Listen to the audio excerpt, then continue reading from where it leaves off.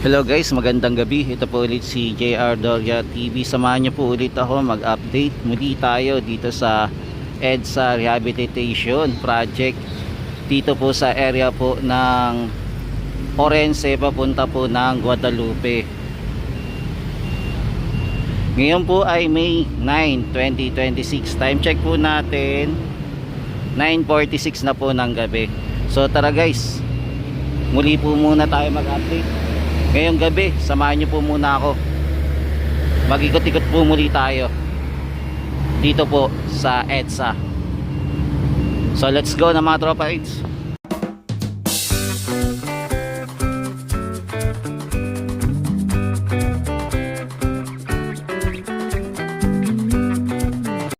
Yan guys, kung kagabi napansin po natin na binabakbak pa lang po eto yung ating mga semento dito, yung daanan dito sa EDSA, pero ngayon eto na natibag na po ngayong gabi na to. At mapapansin po din natin, eto na po yung mga truck ng concrete cement mixer dumadating na po mga kababayan para magbuhos na po ng semento dito po sa daan ng ating EDSA. Ito po yung kanilang gagawin mga tropa. Ito, malalim-lalim po yung kanilang hinukay mga tropa.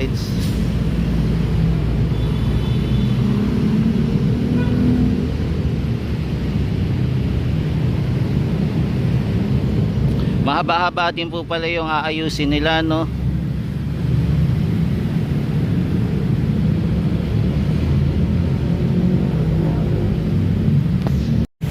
Yan guys, malalim to yung pagkakahukay nila sa EDSA.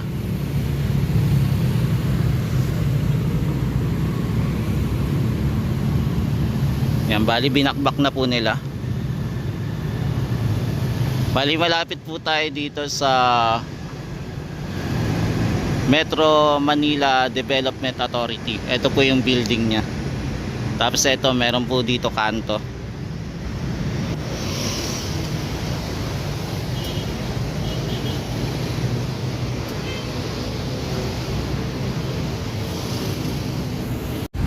Yung mga mixer po natin unti-unti na pong dumadating dahil time check po natin ay 9:51 na po. Bali magsisimula na din po silang magtrabaho.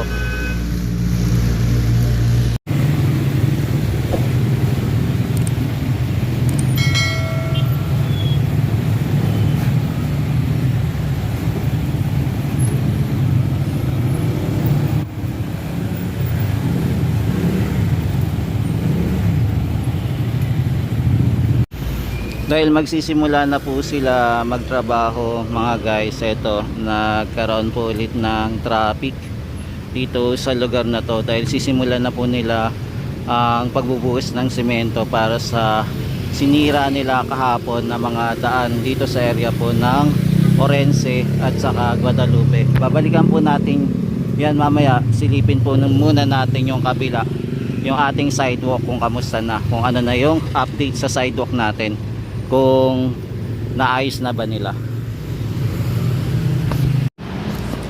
Bali guys, nandito po muna tayo sa taas po ng Estrella Footbridge. Ito po, heavy traffic na naman po tayo.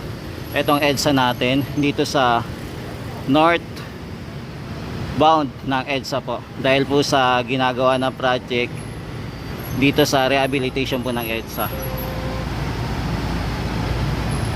Kaya mga tropa kids, pagka mga ganitong araw, iwasan nyo na po din yung pagpunta dito pagkagabi po, dahil nagsisimula po sila magtrabaho ng Friday, Saturday at saka Sunday.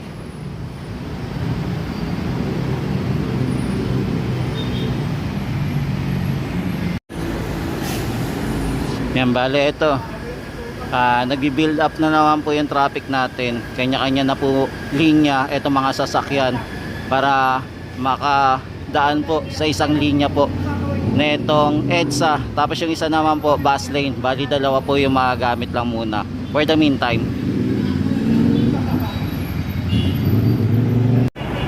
Yan mga tropals, nandito naman po tayo sa area ng sidewalk. Silipin lang natin kung ano status na po ng sidewalk, kung kamusta na.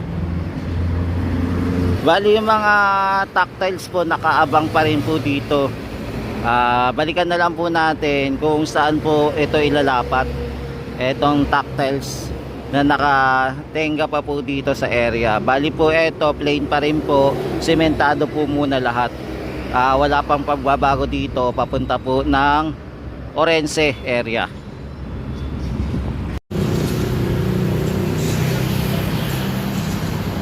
Yan, quick update lang po muna tayo dito, then balik na po tayo doon sa nagsesemento naman.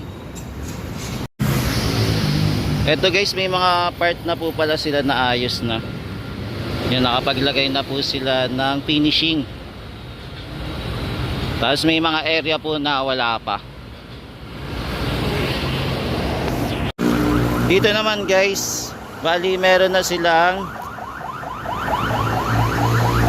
3 lane. Yan, 3 lane na po na ilagay nila.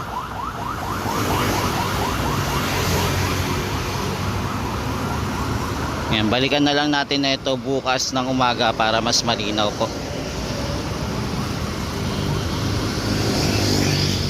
Ayan, nakatatlo na sila dito. Tapos dito naman wala pa, may kulang pa. Yan, balik na po tayo doon po sa pagsisemento naman.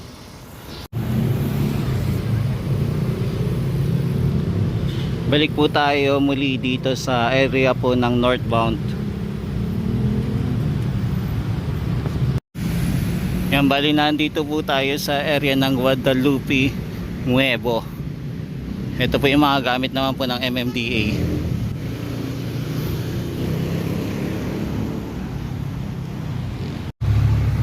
Yan, nandito na po yung concrete mixer mga guys para magbuhos na po ng semento dito sa area ng sinirang daanan. Ito pong area ay papunta po ng Orense to Guadalupe po.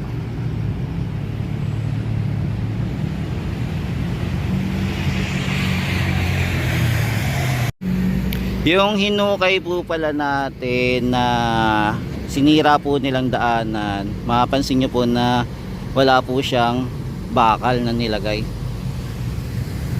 Bali sesementohan lang po yung lugar. After neto magbubuhos naman po sila ng asfalto naman po. Ayun naman po yung gagawin nila.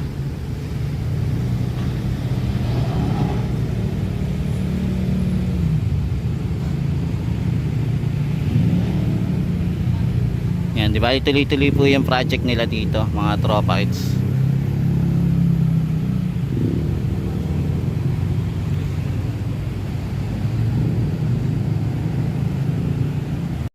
Ito po guys yung ating concrete mixer. Nakaabang po dito. Nag-aantay po ng panibagong buhos po ng semento.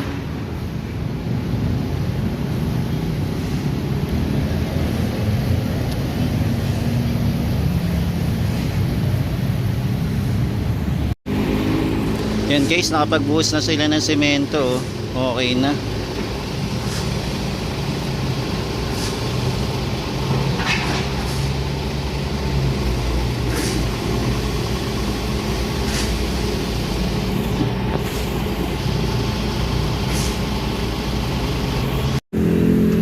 Yan, so ito guys, sementado na po yung area. Next naman po neto, asfalto naman po yung gagawin nila. Ito po yung ating mga workers na masisipag po, na tuloy-tuloy po yung pagtatrabaho nila para ayusin po yung ating daan.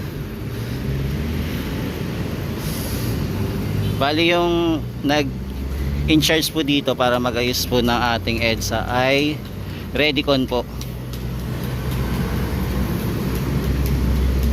Yan, ito po yung kanilang ginagawa ngayon.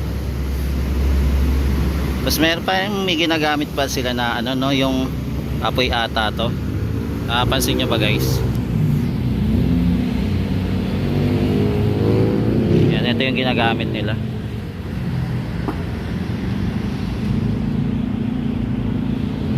Yan, dami pa nagtatrabaho ngayon mga tropa hits para mabilis po nila matapos. Tapos tumutulong na din po yung ating excavator para pantayin po etong semento. Bali yung pagsesemento nila, inuna po muna nila dito. Papunta po ito ng Guadalupe hanggang bumaba naman po papunta po doon sa building po ng MMDA. Ayun po yung kanilang ginagawa. So tuloy-tuloy lang po yung pagtatrabaho nila mga tropa hits. Ito yung masisipag natin mga workers dito sa EDSA para ayusin po yung ating EDSA at pagandahin.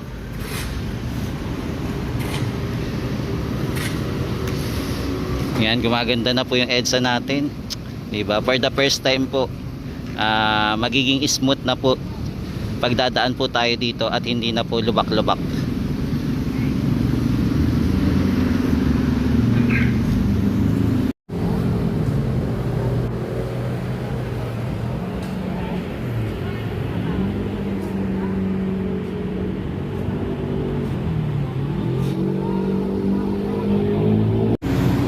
Dito naman tayo guys sa area naman po ng southbound. Bali ang nagagamit lang din po nila na lane ay dalawa lang din po. Ito magkabilaan. Bali sa gitna po sila nagtatrabaho ngayon.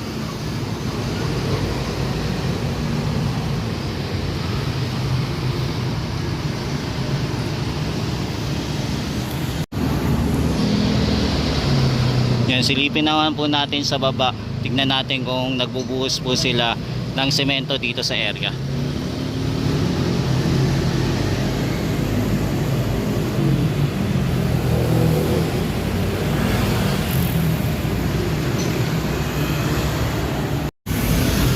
Yan, dito naman tayo sa kabila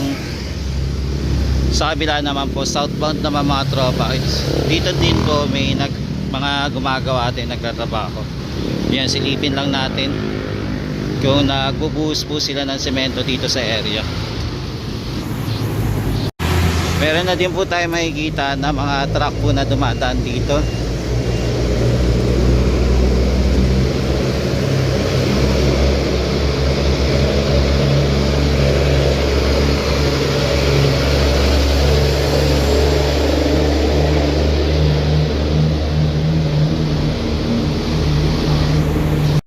Yan, dito guys pala sa area na to na tapos na po pala nila sementohan na itong area. Okay na pala, sementado na po, mabilis din po silang magtrabaho. Mukhang kakayanin po ito ngayong gabi at matatapos na rin po nila. Nakikita nyo na din po na ginugitan nila itong ating daanan.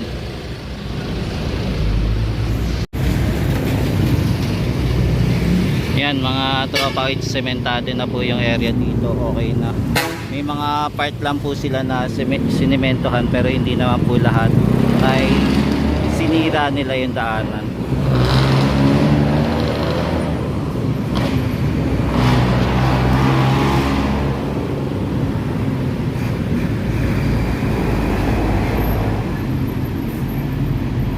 Yan, bali okay na po ito.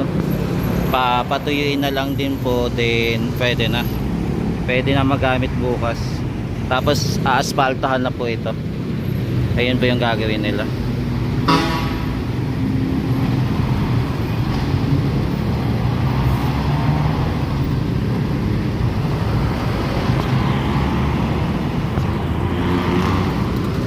Yan, bali dito po sa papasok po ng Guadalupe Bridge po, traffic po ngayon dahil po sa pagtatrabaho pa rin dito sa EDSA Rehabilitation Project.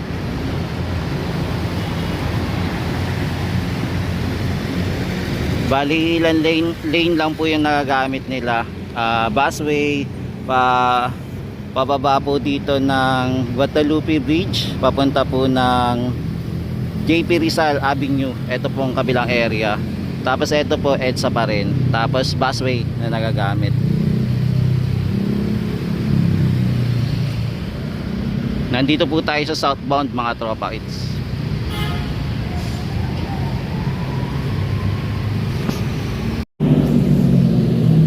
Yan mga tropas, nandito naman po tayo sa taas ng MRT3 station naman. At bali platform po ng elevated walkway papunta po ng MRT station. Bali ito po yung ganap, unti-unti na po nilang tinatapos yung pagsasemento dito. Yung part po na sinira po nilang daan na binasag po, ito po sinesementohan na po nila ulit para mas tumibay po yung ating daanan. After neto na sementohan naman po, maglalagay na po sila ng asfalto. Ayun naman po yung gagawin nila.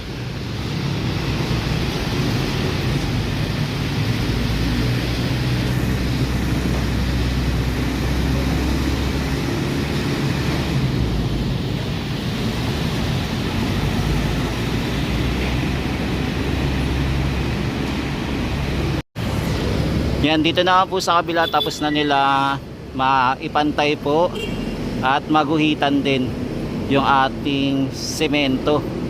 Yan, sementado na po, okay na. Yung sinira nilang daan, naayos na rin po.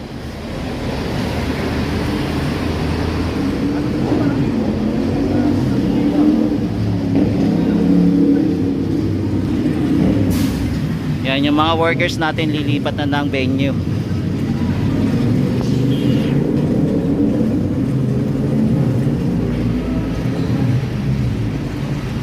Yan sa mga tropa, ito po muna yung latest update natin dito sa EDSA Rehabilitation Project para sa pagpapaganda po ng EDSA simula po Guadalupe papunta po ng Orense, mga tropa kids.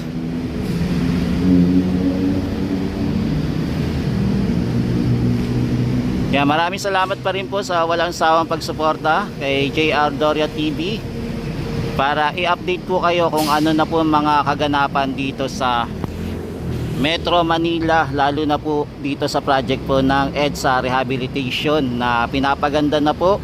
Hindi lang po yung daanan yung pinapaganda, maging yung pedestrian lane din po. Maraming salamat guys, hanggang sa muli. Lagi po kayo mag-iingat. God bless po mula Luzon, Visayas at Mindanao, maging sa ibang bansa po. God bless, God bless. Yan.